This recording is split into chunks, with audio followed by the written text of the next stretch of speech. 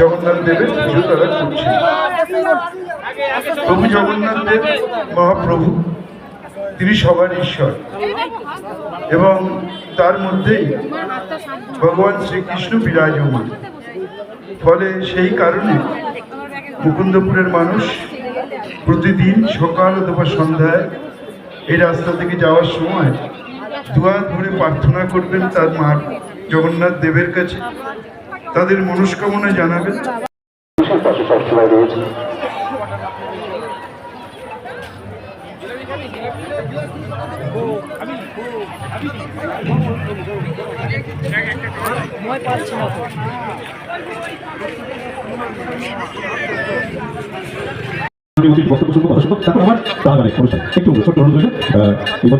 আমাদের সকলের শ্রদ্ধেয় মাননীয় মন্ত্রী অমিত বিশ্বাস মহাশয় উপস্থিত হয়েছেন, তাকে মঞ্চে আমরা সাদর আমন্ত্রণ জানাই। বিশিষ্ট সাংবাদিক কন্যা ঘোষ তিনি উপস্থিত হয়েছেন, তাকে আমরা মঞ্চে সাদর আমন্ত্রণ জানাই। আমরা সেগুলি আমন্ত্রণ জানাচ্ছি।